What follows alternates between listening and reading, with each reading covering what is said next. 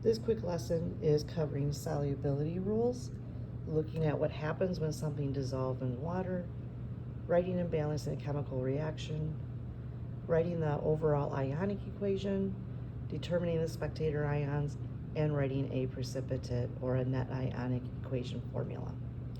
So let's get started. We have a series of rules that need to be followed. These are rules that you generally will memorize, but the longer you use them, the better you will understand them.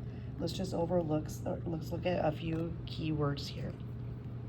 When something is soluble, that means that it is aqueous. It means that it is going to dissolve in water. And we use the letters AQ to represent something that is soluble. What you're looking at is the anion of these ionic compounds. Anions, like the nitrate ion, are always going to be soluble. So no matter what you have, if you have KNO3, because it ends with the nitrate ion, you will always say it is aqueous.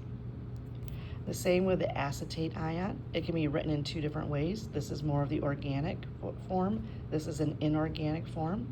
They are all going to be soluble as well, AQ, unless it is silver acetate. Then, in this particular case, it does not dissolve in water. You would say it's a solid. We have our chlorates, our chlorides, bromides, iodines, sulfates, and then we get down here to alkali metals.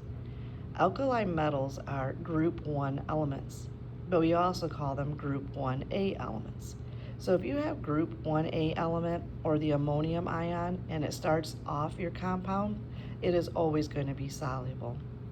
And then the hydrogen ion, they're all common inorganic acids like hydrochloric acid, phosphoric acid, sulfuric acid, and they're always going to be soluble as well.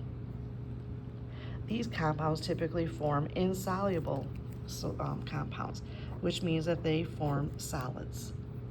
So all carbonates are insoluble, meaning they form solids, unless they're with group 1A. Remember, group 1A, they're always soluble, and ammonium, always soluble. All chromates are solids, except those again of group 1 and of ammonium, but then there's calcium and strontium that also will be aqueous. And we follow through with our rules. So let's put it in practice. I'm going to ask you to write and balance an equation. I'm just going to write it out for you for right now. And I have sodium carbonate. I have the carbonate ion, CO3. I come over here, I find the carbonate ion. All carbonates are solids unless it's with group 1 or ammonium. Sodium is in group 1 on the periodic table, so it is aqueous. We have silver nitrate. Nitrate is the identifier.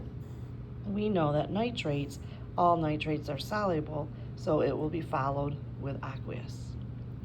We are going to do a double replacement reaction. We're going to get one product to be sodium nitrate. Again, it ends in nitrate, and we know that all nitrates are soluble, so it is aqueous. And then I have silver carbonate. I come here to carbonate. All carbonates are solids except group 1 and ammonium. It's not group 1 or ammonium, so we say it's a solid. So what does this mean on a chemical level, like particle level? What's happening? Well, when we put sodium carbonate in water, you will say, oh, it dissolves, it disappears. But what's really happening to them? Well, what's happening is that the sodium and the carbonate are breaking up. And with sodium now is going to become the sodium ion, and it's going to start floating around inside our container. And we have 2 of these sodium ions, so we'll have another sodium ion floating around in water. And then we only have 1 set of the carbonate ion, and it will start floating around in the water. They're breaking up, they're breaking apart. Same with silver nitrate. You have 1 silver ion here for every 1 nitrate ion, and they are floating around in the water. And then we have sodium nitrate, so for every 1 sodium ion, we have 1 nitrate ion. But here we have a solid, and they don't break apart. And that's where it will settle to the bottom. You'll see the solid form. It'll be like snowing when it falling in elementary school, where it falls to the ground, that is a precipitate, that is a solid. So we leave it here.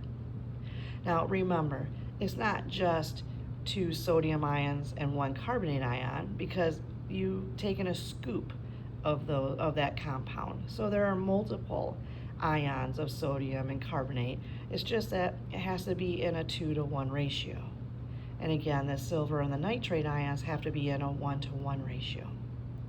Well, this reaction isn't balanced. We see that we have 2 sodiums and we have 1 sodium here. So we need to have a coefficient of 2. And that means we'll have to balance our nitrates, which then it'll have to balance our silvers. So what does that picture look like? Once we balance them, we can see that our ratio here is still in a 2-to-1 ratio. Now we have 2 silver ions and they're floating around, and 2 nitrate ions floating around, still in a 1-to-1 ratio, but we have to have twice as many silver ions and nitrate ions. And then over here, we had originally had, so we have twice as many. And over here we had 1 sodium and 1 nitrate ion, but here we have to have twice as many, and we still have our silver carbonate. So we can get our salts back out. We could filter off this solution of sodium nitrate and collect the solid in our filter paper. But then we could evaporate the water off, and then the ions then would go back into its solid form of sodium nitrate. So we're going to use this as we move through something called net ionic equations. So I'm going to use the same 2 reactants, sodium carbonate and silver nitrate. And if you needed some assistance on how to write and balance that, remember what you want to do is you want to look at sodium and identify its charge, and carbonate, which was a 2 negative. How you get to Na2CO3 is from the drop and cross. So from the drop and cross, that means I need 2 sodiums for every 1 carbonate. But when you dissolve them in water, this is what it'll break up into. And then you have your silver ion and your nitrate ion. They are going to do a double replacement reaction, meaning a 2-partner switch. Remember, your positives can only go with your negatives. So I wrote down my 2 reactants. My sodium ion is going to go with my nitrate ion. The 1 positive cancels the 1 negative, so they're in a 1-to-1 ratio. My silver ion has to come first in the formula because it's the positive, and the carbonate has to come second because it's the negative. But we have to drop and cross, and that's why we have 2 silvers for every 1 carbonate. We want to make sure that we balance this equation. I see that I had 2 silvers, so I put a 2 out front. Now I have my 2 nitrates. I have to put a 2 out front to get my 2 nitrates. I have my 2 sodiums. I have my 2 sodiums. I have 1 set of CO3 and I have 1 set of CO3. We then went already through and we identified who was aqueous, who was the solid. We used our chart over here to help us figure that out. Now, what we're going to talk about is the overall ionic equation. What this means is if you have anything that's aqueous, you have to break them down into their ions. Anything that is a solid, you stay as 1 unit. So in this formula, I can see that I have 2 sodiums. So I have to write here that I have 2 sodium ions, and then I list it as AQ, aqueous. Inside my formula, I have 1 set of the carbonate ion, CO3 2 negative, and it's also aqueous. I add to it, well, here I have a coefficient of 2, so that means I have 2 silver ions, and I'm just coming back up here, I'm getting those charges from up here. So that sodium here, it originally was sodium 1 positive, and I'm just telling that I have 2 of those. And I got my carbonate, and I'm bringing that down, and I only needed 1 of those. I have silver. Silver was 1 positive. I bring it down. I see I needed 2 of those. I have NO3, which was NO3 1 negative, and I see I had a coefficient of 2 out front, so I have 2 of those. So you're adding all of these ions together. Then we have our yield symbol. This is aqueous, so it's going to break down. So my sodium is the sodium 1 positive ion. I see I have a coefficient of 2, so I need 2 of those.